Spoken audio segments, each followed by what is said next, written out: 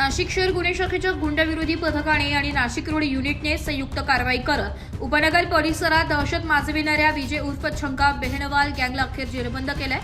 सिन्नरमध्ये शोध मोहीम राबविल्यानंतर आरोपी पोलिसांच्या तावडीतून निसटले होते। मात्र तांत्रिक विश्लेषण आणि गोपनीय माहितीच्या आधारे पुणे जिल्ह्यातील नारायणगाव येथील एका कला केंद्राला वेढा घालून पोलिसांनी 14 आरोपींना अटक केली।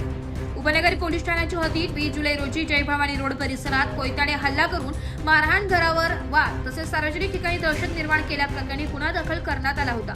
या प्रकरणाचा तपास सुरू असताना सराईत गुन्हेगार विजय उर्फ छंगा बेहनवाल आणि त्याच्या साथीदारांचा शोध घेण्याचे आदेश वरिष्ठ अधिकाऱ्यांनी दिले होते।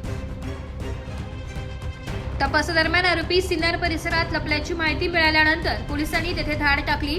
मात्र आरोपी तिथून पसार झाले। त्यानंतर त्यांनी पुण्याच्या दिशेने पलायन केल्याची माहिती मिळताच पोलिसांनी नाशिक पुणे महामार्गावरील विविध ठिकाणी शोध मोहीम राबवली आहे। अखेर आरोपी नारायणगाव येथील कला केंद्रात लपल्याची खात्रीशीर माहिती मिळाल्यानंतर पोलिसांनी चौबाजूंनी वेढा घालत अत्यंत शिताफीने चौघांना ताब्यात घेतलाय। अटक करण्यात आलेल्यांमध्ये विजय उर्फ छंगा सरजित बेहनवाल वर्ष 28, योगेश उर्फ काका प्रल्हाद आहेर वर्ष 43, प्रदीप उर्फ गणेश विठ्ठल काले वर्ष 26 आणि सचिन उर्फ अन्नू राधेकिशन गवंडर वर्ष 32 यांचा समावेश आहे। तपासात आरोपींनी सिन्नरहून पुण्याकडे जात असताना संगमनेर येथील एका बारमध्ये जाऊन बार मालकाला दमदाटी करून मोफत दारूची मागणी केल्याचंही समोर आलंय। या प्रकरणी संगमनेर शहरात पोलीस ठाण्यात स्वतंत्र गुन्हा दाखल करण्यात आला।